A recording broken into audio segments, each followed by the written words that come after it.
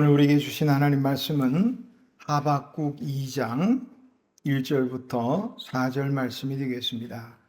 하박국 2장, 제가 가진 책으로 구약성경 1303페이지에 있습니다.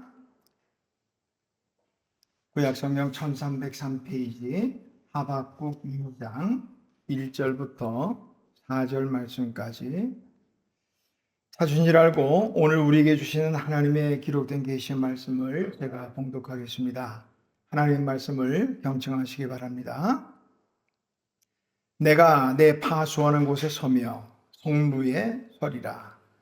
그가 내게 무엇이라 말씀하실는지 기다리고 바라보며 나의 질문에 대하여 어떻게 대답하실는지 보리라 하였더니 여호와께서 내게 대답하여 이르시되 너는 이 묵시를 기록하여 판에 명백히 새기되 달려가면서도 읽을 수 있게 하라.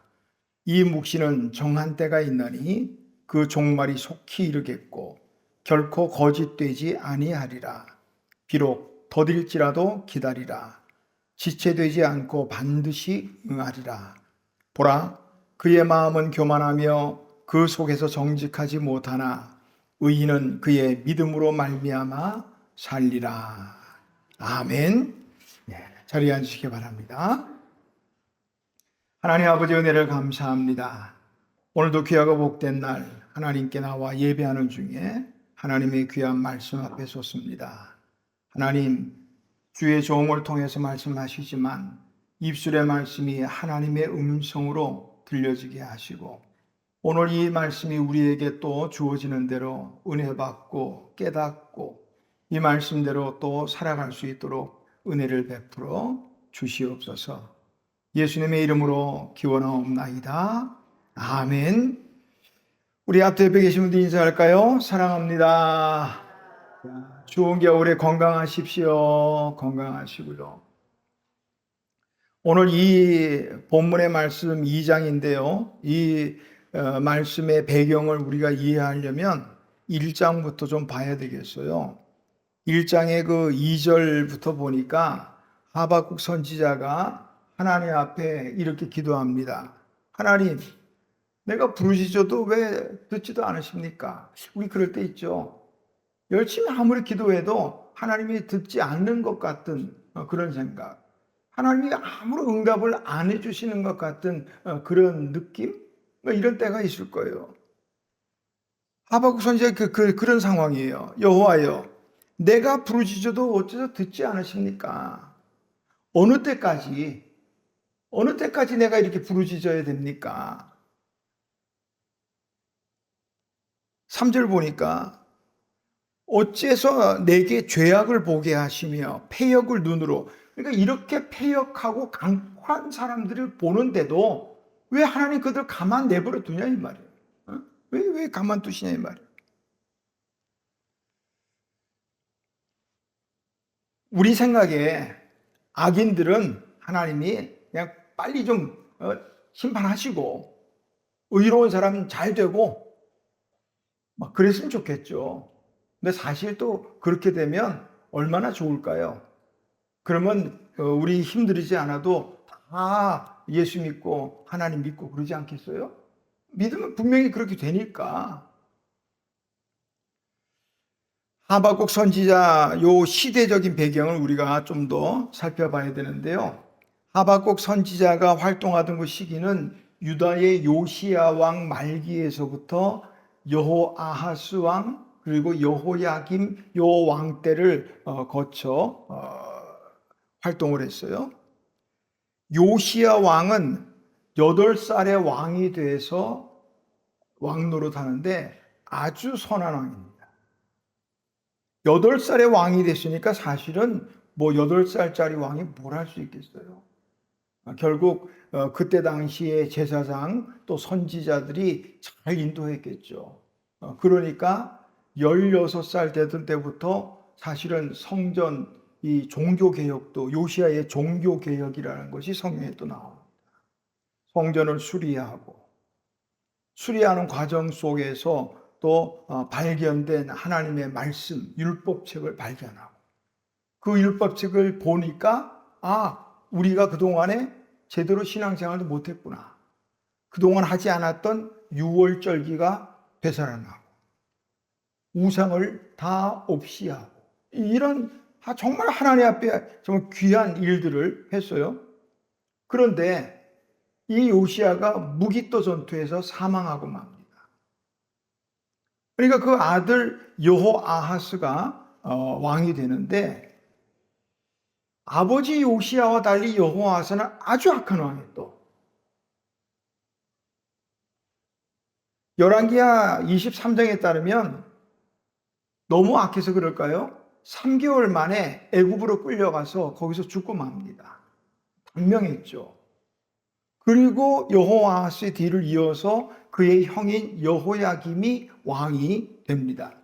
여호야김 역시 아주 악한 왕이에요. 유다가 이렇게 살다가는 앞으로 멸망합니다. 하는 이런 예언을 한 우리야라는 선지자를 죽여버리고 하나님의 말씀 두루마리를 다 불태워버리고 그리고 애굽을 그때들은 친애굽 정책을 펼쳤는데 애굽을 저버리고 또 바벨론에 붙어서 인간적인 이야기죠. 그러면서 백성들을 억압하고 그러니까 나라는 부패하고 타락하고 음란하고 사치와 향락이 극에 달한 그런 시대. 이걸 지금 바라보는 거예요. 하박국 선지자가 왜 요시야 같은 왕을 더 놔두셔도 좋을 텐데 그런 요시야 왕은 전투에서 죽게 두시고 여호야긴 같은 이런 악한 왕은 또 왜 그냥 두시느냐는 거예요. 답답해하면서도 이 하박국 선지자가 그래도 계속 기도하는 거예요. 오늘 읽은 본문 2장 1절 말씀 보니까 하나님이 뭐라고 말씀하시는지 또 기다리고 바라보며 그리고 기도한다 이 말이에요. 오늘 이 하박국 선지자의 기도를 통해서 우리의 기도가 어떠해야 하는가 그런 것을 오늘 살펴보려고 합니다. 하박국 선지자가 오늘 말합니다. 내가 파수하는 곳에 서며 성루에 서리라. 어떻게? 그곳에서 기도하는 거예요. 하나님은 내가 어떻게 대답하실까? 내 기도에 어떻게 응답하실까? 이 파수하는 곳에 성루 하니까 요즘 뭐 성시대가 아니니까 성루 그러니까 뭐 초소 아니면 보초병 뭐 이런 식으로 다른 번역본들이 번역을 했더라고요. 그러니까 보초들이 서는 이 파수하는 그 자리에 서서 그러니까 기도의 파수꾼이죠. 그러니까 이단들이 좋은 말을 자꾸 써가지고 이 파수꾼 우리 파수꾼이라는 말이 참 좋은데 또 이단에서는 파수대라는 또 뭐 책도 만들고 뭐 해가지고 우리가 쓰기가 불편한 말이 되어버렸어요. 이 망해가는 이 유다 나라의 기도의 파수꾼이 되어서 하나님께 지금 기도하는 거예요. 하나님이 어떻게 대답하실까? 노아 때 이후로부터 세상은 정말 지금까지 죄악이 관영합니다. 하나님의 어두운 세상에 그때마다 파수꾼들을 세워주셨어요. 성경에 보니까 이사야 62장 6절에 보니까 예루살렘이여 내가 너의 성벽 위에 파수꾼을 세우고 그들로 하여금 주야로 계속 잠잠하지 않게 하였느니라. 파수꾼을 세우고 잠잠하지 않도록 뭐예요? 계속 기도의 파수꾼 기도하게 하셨다는 거예요. 에스겔 3장 17절입니다. 인자야 내가 너를 이스라엘 족속의 파수꾼으로 세웠으니 너는 내 입의 말을 듣고 나를 대신하여 그들을 깨우르라. 파수꾼이 위험한 상황이 되면 잡는 사람 빨리빨리 깨워야죠. 적이다 하든지 여러분 일어나십시오. 깨워야 돼. 그게 파수꾼의 역할이죠. 호세아 9장 8절입니다. 에브라임은 나와 하나님과 함께한 파수꾼이라. 시대마다 힘들고 어려울 때마다 파수꾼. 이렇게 파수꾼을 때마다 부르신 것처럼 오늘 이 시대에 하나님은 우리들을 이 시대의 파수꾼으로 부르신 줄로 믿습니다. 파수꾼은 깨어 있어야 돼요. 깨어 있는다는 게 뭐 눈 뜨고 잠도 안 자고 그게 아니라 깨어 기도하고 있어야 된단 말이죠. 이 나라의 어두운 부분을, 죄악으로 어두워진 세상을 교회가 파수꾼이 되어서 기도해야 된단 말이죠. 이스라엘의 초대 왕 사울과 다음 때 왕인 다윗 왕, 이 두 왕의 분명한 차이는요, 뭐 여러 가지 있겠지만 간단해요. 하나님께 묻느냐 묻지 않느냐, 요 차이예요. 다윗은 우리가 아는 것처럼 하나님의 마음에 합한 사람. 그러다 보니까 다윗이 어디로 가든지 승리한다, 이 공식이 나오죠. 근데 거기에 있기까지는 다윗의 어떤 부분 때문에 그러느냐, 다윗은 늘 하나님께 묻는 거예요. 오늘 하박국 선지자가 하나님 앞에 어떻게 응답하실지 기다리고 바라보고 또 부르짖듯이 다윗은 일마다 때마다 하나님께 물어요. 다윗이 왕이 되기 전에 블레셋으로부터 그일라 사람들을 블레셋이 전부 다 끌고 가고 성을 불태우고 납치해 가 버렸습니다. 그러니까 다윗이 하나님께 묻습니다. 먼저 다윗이 여호와께 묻자와 이르되 내가 가서 블레셋 사람을 치리이까. 사실은 다윗이 블레셋 지금 그일라 생각할 때가 아니에요. 자기도 지금 도피하는 생활 중에 있는데요, 자칫 그걸 갖다가는 자기 위치가 노출되면 자기도 위험할 수 있어요. 그런데 하나님께 묻는 거예요. 하나님, 블레셋을 칠까요? 그러니까 하나님이 치라, 블레셋을 치고 그일라를 구출하라. 그러니까 자기가 함께했던 사람들에게 말하는 거예요. 하나님이 블레셋을 치라고 말씀하신다. 가자, 그일라를 구출하러 가자. 그랬더니 신하들이 다 반대했어요. 다윗을 따르던 사람들이. 위험합니다. 지금 그 사람들 생각할 때가 아니고 우리가 위험합니다. 우리 위치가 노출되면 안 됩니다고. 모든 신하들이 다 반대해요. 그런데 다윗은요, 또 기도합니다. 사무엘상 23장 4절입니다. 다윗이 여호와께 다시 묻자온대. 또 물어요. 모든 사람이 반대하는데도 또 묻는 거예요. 하나님, 지금 이렇게 다 반대입니다. 정말로 올라가야 됩니까? 블레셋을 쳐야 됩니까? 올라가라. 그래서 결국 가서 블레셋을 치고 그일라를 다 구원해냅니다. 다윗이 유다의 왕이 될 때도 처음에는 전체 이스라엘 왕이 되지 못했죠. 그래서 이제 헤브론에서 왕이 되는데 유다의 왕이 될 때도 먼저 하나님께 물어요. 사무엘하 2장 1절입니다. 그 후에 다윗이 여호와께 여쭈어 아뢰되 내가 유다의 한 성읍으로 올라가리이까? 유다의 어떤 성에 올라가서 거기서 왕이 될까요? 물어본 거예요. 올라가라. 또 묻습니다. 어디로 가리이까? 헤브론으로 가라. 다윗이 물어요. 블레셋하고 싸울 때도 사무엘하 5장 19절 보니까 다윗이 여호와께 여쭈어 이르되 내가 블레셋 사람에게로 올라가리이까? 다윗이 왕이 됐다고 하니까 블레셋 사람들이 도망자 다윗이 저게 왕이 됐어? 하면서 이스라엘을 공격해 옵니다. 그러니까 다윗이 그 블레셋과 싸울 때도 또 물어봐요. 다윗 같은 사람만 있으면 하나님이 좀 귀찮지 않을까 싶어요. 묻고 또 묻고 다시 묻고 계속 묻는 거예요. 그러니까 다윗의 다윗 때문에요, 다른 거 아니에요. 묻고 또 묻고 자꾸 하나님께 묻는 데 있어요. 근데 반면에 사울은 그렇지 못했어요. 다윗이 하나님께 묻고 또 묻고 했던 것처럼 이관 달리 사울은 자기 마음대로. 결국 사울은 망하고 말죠. 왕의 자리에서 이제 끊어지고 맙니다. 역대기의 기자는 역대상 10장 13절에서 14절에 이렇게 기록합니다. 사울이 죽은 것은 여호와께 범죄하였기 때문이다. 범죄라고. 그 범죄가 뭐냐? 그가 여호와께 묻지 아니하였으므로 여호와께서 그를 죽이시고 그 나라를 이새의 아들 다윗에게 넘겨주셨더라. 묻지 않은 거예요. 요 묻느냐 묻지 않느냐 요 하나의 차이, 이 차이가 다윗을 만들고 사울을 만들었다는 거예요. 오늘 똑같은 저나 여러분이지만 이 차이가 뭐였느냐? 묻느냐 묻지 않느냐. 이제 묻자고요. 하나님 앞에 다윗 같은 이런 천하의 이런 분들도 하나님께 자꾸 묻고 또 묻고 하는데 우리가 어떻게 해야 묻지를 않아요. 물어야 된단 말이에요. 이스라엘이 망한 것도요. 하나님께 묻지 않았기 때문에 그래요. 물론 그들의 범죄함이지만 아까 말하잖아요. 사울이 하나님께 범죄했기 때문에 죽었다 그랬는데 그 범죄가 뭐냐? 묻지 않았다는 거예요. 이스라엘 백성들이 망한 것도 결국 묻지 않았기. 이사야 30장 1절에서 2절에 보니까 이사야 선지자를 통해서 이렇게 말합니다.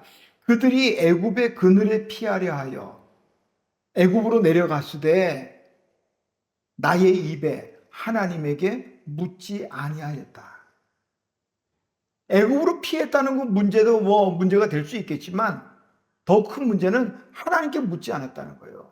다윗처럼 하나님 애굽에 내려갈까요? 애굽으로 잠시 피할까요? 물어야 된다는 거예요. 묻지 않아요. 우리 가운데도 하나님께 묻는 일이 자꾸 좀 생겨났으면 좋겠어요. 가정에서 기도의 파수꾼이 되기 위해서 하나님께 묻자고요. 하나님, 우리 가정이 어떻게 하면 하나님이 기뻐하시는 가정이 될까요? 좀 묻자고요.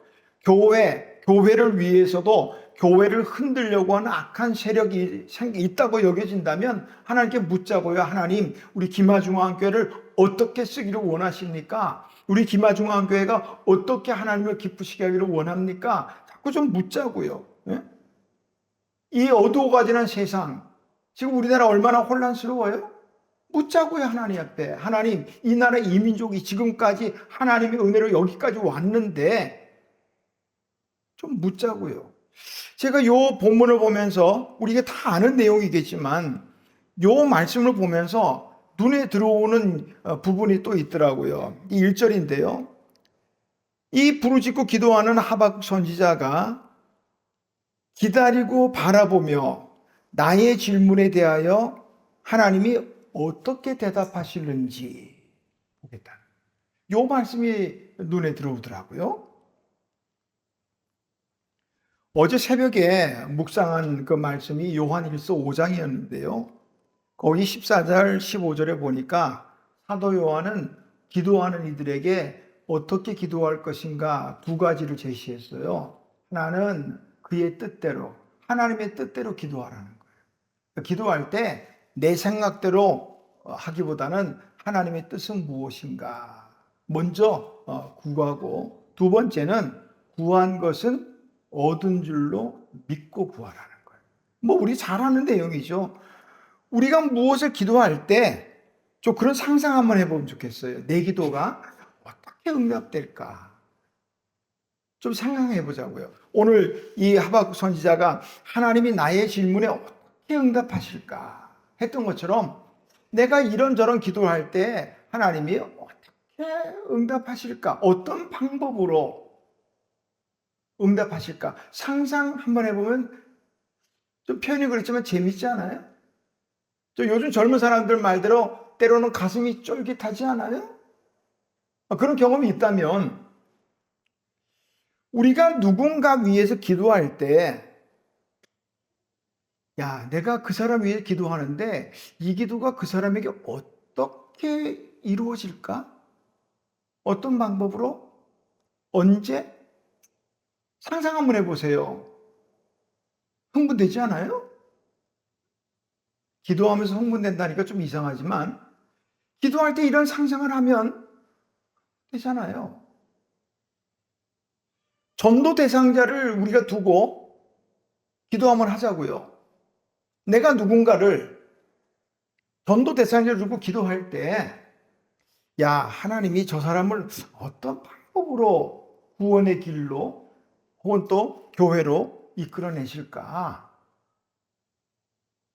기대되지 않아요? 이런 상상 한번 해보자고요. 아픈 분들을 위해 기도할 때 하나님, 저 아무개 지금 아픈데 수술하는데 회복돼야 되는데 하나님 고쳐주시고 수술 잘 되게 하시고 또 뭐 하시고 기도하면 그 어떻게 고쳐질지 어떻게 회복될지 상상해보면 흥분되지 않아요? 재밌을 것 같아요. 그 내 기도한 대로 하나님이 또 들어주시면, 가장 쉽게는 또 우리 그럴 수 있잖아요. 어떤 물질적인 문제가 생겼을 때 하나님, 지금 당장 이 문제 때문에 어렵습니다. 하나님의 뜻이라면. 제가 그 유튜브 짧은 영상 보니까 그런 부분이 있더라고요. 저기 멕시코인가 남미 쪽인데 가게 주인이 팔이 날리고 있어요. 근데 이 사람이 팔이 날리니까 기도하는 거예요. 테이블에 앉아서, 빈 테이블에 아무도 없으니까 주인이 혼자서 빈 테이블에 앉아서 하나님께 하나님, 뭐 기도 내용은 우리말이 아니니까 제가 알아들을 수는 없지요. 그 나레이션이 말하더라고요. 하나님께 기도했다. 그리고 손님들이 몰려오기 시작합니다. 글쎄요, 손님이 올 시간이 돼서 기도했을까? 난 모르겠어. 그러나 어쨌든 기도했더니 손님이 몰려오더라는 거예요. 우리가 물질적인 어떤 문제에 부닥쳤을 때 하나님, 제가 어떻게 필요합니다. 그 기도하면 하나님이 이걸 어떻게 채우실까? 기대도 되고 궁금하지도 않아요. 우리가 잘 아는 5만 번 응답받은 조지 뮬러의 기도, 그런 말 하잖아요. 우리 잘 아는 이야기잖아요. 조지 뮬러가 어느 날은 다 떨어졌어요, 돈이. 이 고아들을 먹일 게 없어요. 돈이 없어요. 어디 가서 그러면 빨리 애들을 굶기지 않아야 되니까 빨리 가서 뭐 어떻게 돈을 꾸든지 뭐 가서 사정을 좀 해서 애들 먹을 거 빵 좀 주세요 뭐 해야 되는데, 조지 뮬러가 택한 건 그게 아니었어요. 기도하는 거예요. 하나님, 일용할 양식이 없습니다. 기도했더니요, 기도가 끝나기가 무섭게 앞에 차들이 와서는데 빵집 차가 서고 우유집 차가 서는 거예요. 그러면서 결국은 이게 쉽게 말하면 캔슬이 돼가지고 이 빵들을 처분할 데가 없는 거예요. 그러니까 빵이랑 우유랑 잔뜩 내려서 먹었다는. 기도할 때 이런 상상을 하면 얼마나, 때로는 마음에 미운 사람이 있잖아. 관계가 틀어진 사람이 있잖아. 기도해 보자고요. 하나님, 난 용기가 없어서 어떻게 풀어나가야 될지 잘 모르겠어요. 하나님이 도와주세요. 기도하면 하나님이 어떻게 그걸 만들어 가실까? 좀 상상 한번 해보면 좋을 것 같아요. 우리가 단지 상상한다고 하니까 그냥 내 생각으로 내가 좋은 대로만 그런 건 망상이 될 수 있죠. 그러나 그 기도 가운데 하나님이 개입하시면 상상한 대로, 아니요, 상상 이상으로 이루어질 줄로 믿습니다. 아멘. 기도할 때 그렇게 한번 해보자고요. 상상한 대로 하나님이 내게 어떻게 대답하시는지 오늘 이 선지자의 마음으로 기도하면 좋겠어요. 또 기도할 때는 우리가 응답받으려면 어떻게 될까? 조금 전에 말씀드렸지만 믿음으로 하는 거 당연하죠. 믿음으로. 어제 새벽에도 새벽 기도할 때 말씀드렸지만 그냥 한번 해보는 기도하지 마세요. 피곤하게 그러지 말고 한번 해보는 기도하지 말고 정말 믿음으로 믿고, 하나님 아멘, 의심하지 아니하고, 기도할 때는 의심이라는 장벽을 넘어가야 돼요. 기도하면 정말 될까? 정말 응답하실까? 하나님이 나 같은 사람의 기도를 들어주실까? 오히려 목사님 통해서 기도해달라면 더 낫지 않을까? 내가 교회에 한 일도 별로 없는데 기도한다고 하나님이 들어주실까? 내 하는 이 기도는 너무 큰 걸 요구해서 하나님이 이거 안 되지 않을까? 이런 수많은 의심들이 우리에게 올 수 있어요. 그럴 때 그 생각은 어디서 오는 거냐? 사단이 주는 거잖아요. 응? 사단은 어떻게든지 우리로 하여금 기도하지 못하게 만들잖아요. 응? 그러니까 여러 가지 의심들을 생각들을 자꾸 주는 거예요. 네가 기도한다고 돼?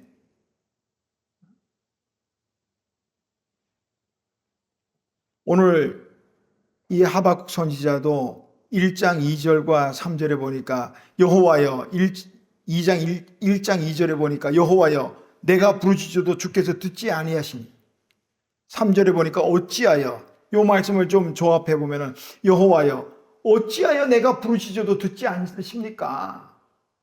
이렇게 나오단 말이에요. 우리가 생각하기에 선지자가 기도하면 당연히 하나님께서 들으실 것 같은데도 하나님께서 침묵하고 계시는 거예요. 응답이 없어요. 2장에 넘어오기까지도. 그러니까 이 하박국 선지자 말하자는 어떻게 대답하실지 내가 보리라.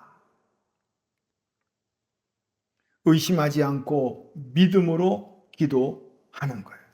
성경은요, 온통 믿음으로 구하고 믿음으로 응답받은 사람들이 이야기로 가득합니다. 우리가 잘 아는 것처럼 예수님께서 가버나움이라는 곳에 들어가는데 한 백부장이 와서는 자기 하인이 중풍병으로 죽게 생겼으니까 좀 고쳐달라는 거예요. 야, 백부장이, 로마의 백부장이 하인 노예 정도를 가지고 그 마음이 너무 좋았던 모양이에요. 우리 예수님께서 가자. 내가 가서 고쳐주리라. 그러니까 백부장 말하죠? 아닙니다. 주님께서 내 집에 들어오심을 내가 감당하지 못하겠습니다. 다만 말씀으로만 하시면 내 하인이 낫겠습니다. 내 밑에 나도 백부장이라 내 밑에 수하가 있어서 내 말 한마디 가라면 가고 오라면 오고 말 한마디면 합니다. 말씀만으로만 하옵소서. 예수님이 그냥 이 백부장의 말에 아주 깜짝 놀랐죠.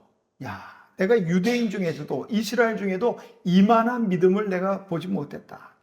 그러면서 말씀합니다. 가라. 내가 믿은 대로 될지어다. 믿음대로가 아니라 믿은 대로 될지어다. 그 즉시 하인이 나았다고 마가는 기록하고 있습니다. 그런가 하면 요한복음 4장 46절 이하에 보니까 왕의 신하가 나오는데 그 신하의 아들이 병들어 죽게 되었어요. 마침 예수님이 그 마을에 오셨다 하는 소식을 듣고 그 신하가 가서 예수님께 간청합니다. 와서 내 아들의 병을 고쳐주소서. 주여, 내 아이가 죽기 전에 빨리 좀 오십시오. 막 이런 거예요. 죽기 전에. 근데 주님께서는요, 갈 생각 안 하고 그렇게 말씀합니다. 가라. 내 아들이 살았다. 그랬더니 그 사람이 그 말씀을 믿고 가더니, 요한에 의하면 믿고 가더니 가는 길에 종들을 만났어요. 주인님, 살았습니다. 도련님이 살았습니다. 언제부터 살았느냐 했더니 예수님이 가라. 내 믿음대로 될지어다. 그 순간에 살았다는 거예요. 어찌하여 부르짖는데도 듣지 않으십니까? 라고 하기보다는 믿고 구하시기를 바랍니다. 때로 우리가 하는 것처럼 그 응답이 나와 다를 수 있어요. 내 생각과 다를 수 있어요. 그러나 믿고 따르면 돼요. 영국 속담에는 믿음이 없다는 것은 곱비 없는 말과 같다. 그런 속담이 있대요. 곱비 없는 말. 한마디로 천방지축이죠. 온순하지 못한 거예요. 길들여지지 않는 거예요. 말이든 소든 곱비가 들어있으면 어린아이가 끌고 와도 그냥 따라다녀요. 아프니까. 그런데 재밌는 거는요, 그 곱비 때문에 어린아이 손에 끌려가든 주인의 손에 끌려가든 간에 가다 보면 풀을 만나고요. 가다 보면 물을 마시게 되고요. 가다 보면 푸른 초장이 쉬게 되는 거예요. 어디로 가는지 신경 안 써도 돼요. 그냥 따라가면 되는 거예요. 인생도 그와 다르지 않다는 생각이 듭니다. 말이 곱비를 따라가 당기는 주인을 따라가듯 인생도 믿음으로 우리 주님께서 말씀하시는 대로 응답하시는 대로 따라가면 돼요. 우리가 아무리 못 믿을 세상을 살아가지만 믿음이 없이 어떻게 살아가요? 세상은요, 사실은 믿음 없으면 못 살아가는 세상이에요. 믿음이 정말로 중요해요.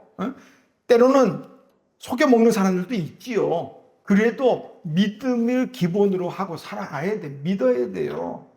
어려서는 부모를 믿고, 그렇잖아요? 어려서 내가 어머니 믿습니다, 안 믿습니다. 조그만 애들이 그렇게 표현을 못할지 몰라도 어려서는 부모를 믿고 가는 거예요. 부모가 그렇다 하면 그런 줄 믿고 아니다 하면 아닌 줄로 알고 그렇게 하는 거죠. 근데 부모와 자식 간에 어려서부터 이 믿음의 관계가 형성이 안 되면 그거 참 골치 아프죠. 불행한 거예요. 죽이 되든 밥이 되든 부모가 자식을 믿고 자식이 부모를 믿고 그 가정이 행복한 가정이지, 부모가 말하는데 자식이 하나도 믿지 않는다, 겉으로 대답은 예하지만 속으로는 절대 안 믿어, 그 불행한 가정이죠. 조금 더 자라나면 친구를 믿고 학교에 가면 선생님 믿고, 믿지도 선생님이 안 믿어지면 그 공부가 되겠어요?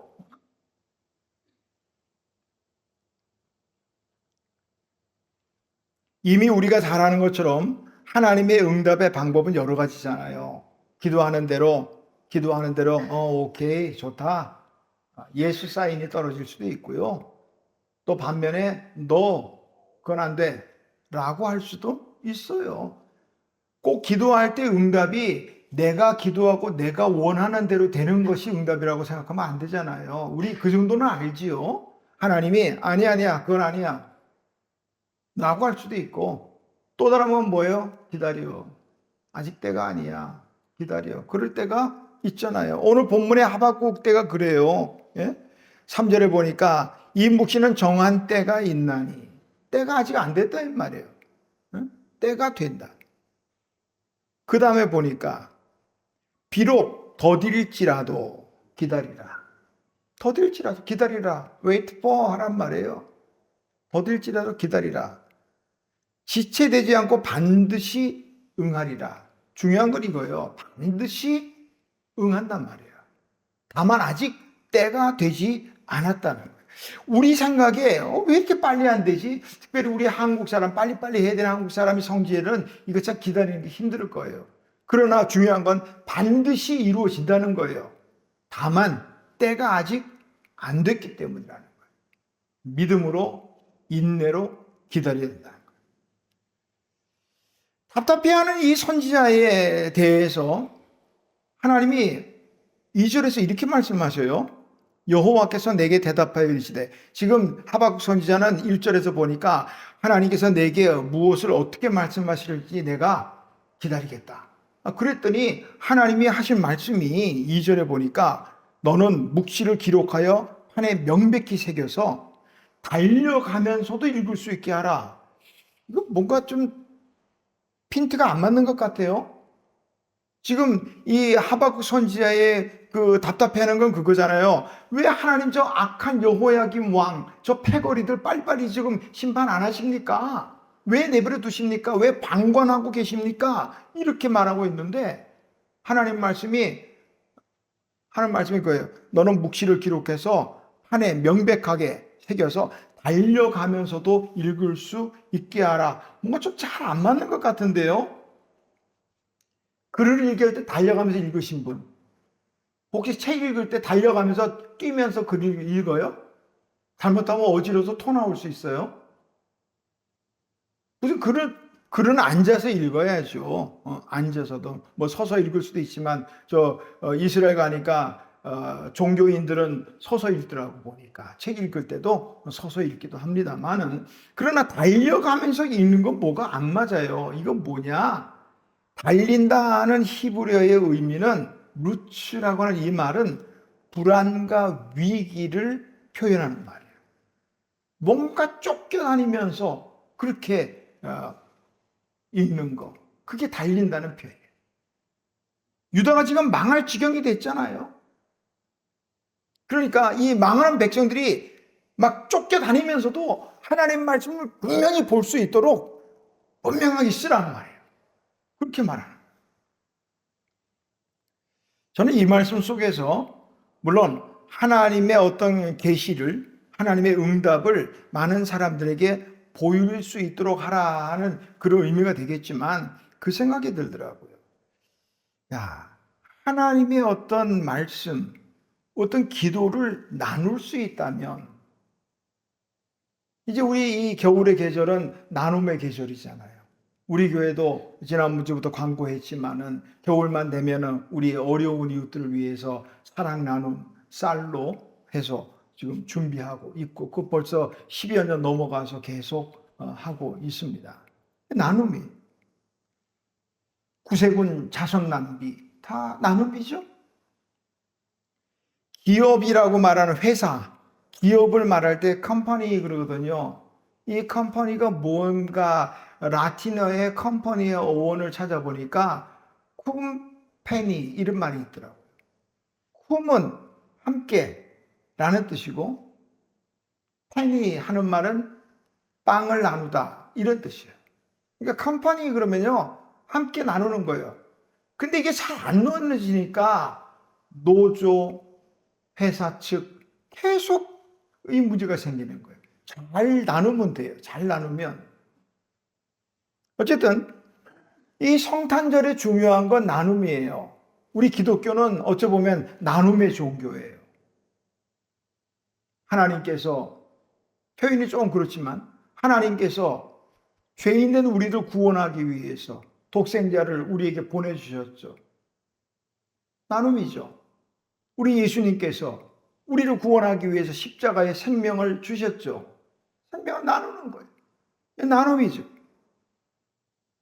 이 나눔은요, 구약 성경에 따르면 해도 되고 안 해도 되는 게 아니라 하나님의 명령입니다. 한 군데만 찾아보면 신명기 15장 7절에서 10절 보니까 하나님이 이렇게 말씀하셔요. 어느 성읍에서든지 가난한 형제가 거주하거든 마음을 완악하게 하지 말고 손을 움켜쥐지 말아라. 나눠주라는 얘기에 펴서 나눠주라는 거예요. 손을 펴서 그에게 필요한 대로 쓸 것을 넉넉히 주어라. 아무것도 주지 아니하면 그것은 내게 죄가 되리라. 나누지 않으면 죄가 된다는 거예요. 너는 반드시 그에게 줄 것이요 줄 때에는 아끼는 마음을 품지 말 것이니라. 이로 말미암아 내 하나님 여호와께서 내가 하는 모든 일과 내 손이 닿는 모든 일에 복을 주시리라. 손을 펴서 아낌없이 나누면 오히려 내겐 또 복이에요. 하나님이 내가 하는 모든 일, 손이 닿는 모든 일에 복 주신다는 거예요. 예루살렘 교회, 초대교회도요, 성령 충만한 역사가 일어나니까 제일 나타나는 가장 두드러진 현상이 뭐예요? 나누는 거예요. 내 것을 내 것으로 여기지 않아요. 다 교회에 바쳐서 필요한 대로 다 나눠준 거예요. 요걸 생각 못하면 초대교회로 돌아가자, 초대교회를 본받자, 이거 생각하면 그렇게 쉽게 말 못할걸요? 다 내 걸 바쳐서 나눠야 되는데 그렇게 쉽게 생각하면 안 된다 이 말이에요. 신앙생활에 나눔은 참 중요하죠. 물질뿐만 아니라 우리가 은혜도 나누고 사랑도 나누고 때로는 기쁨도 나누고 다 나누겠지만, 저는 오늘 이 하박국 선지자의 이 표현 속에서 우리 기도와 기도의 제목과 기도에 응답하는 것을 나눌 수 있다면 그거야말로 정말 건강한 공동체다. 그런 생각을 해봤어요.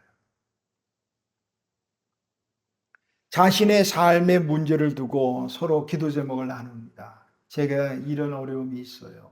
이런 문제가 있어요. 물질적인 어려움이 있어요. 건강의 문제가 있어요.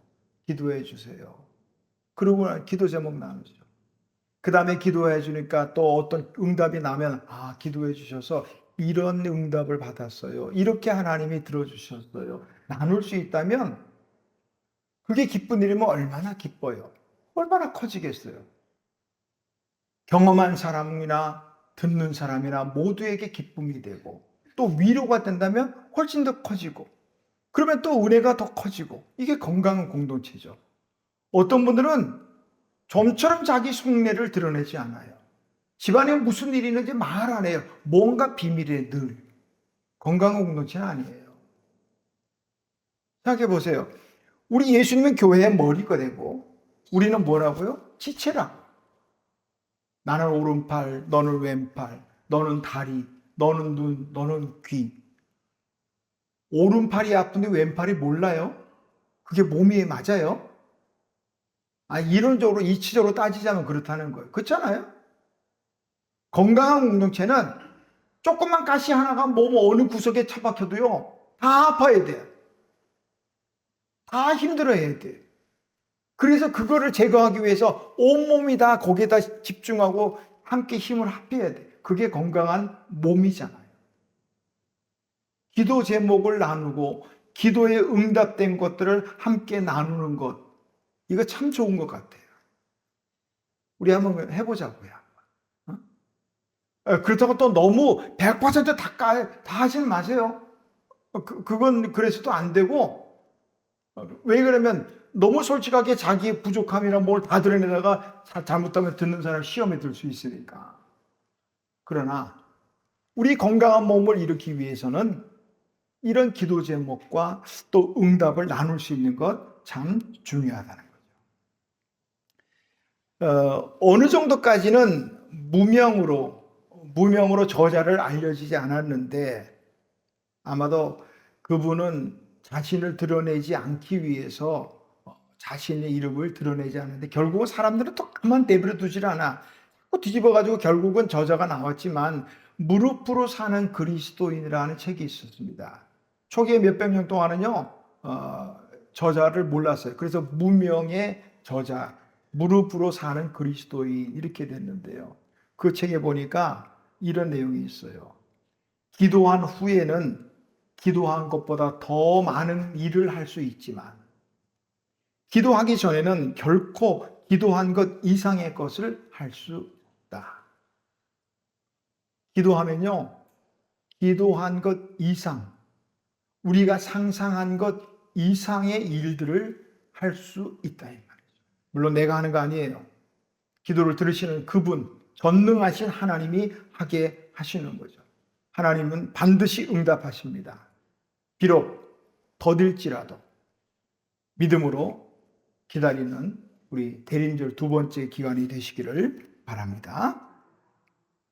하나님 아버지, 은혜를 감사합니다.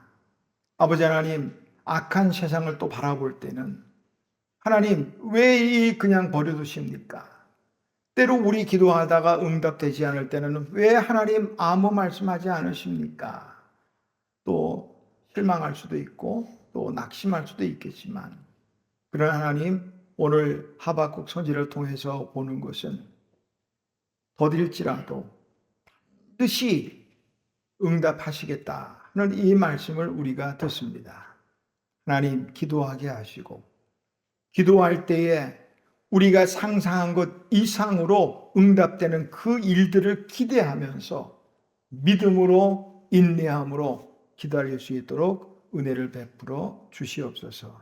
하나님, 우리 건강한 공동체를 위해서, 서로를 위해서 기도하는 하나님 귀한 우리 믿음의 공동체, 한 몸인 공동체가 되게 하옵소서. 예수님의 이름으로 기도하옵나이다. 아멘.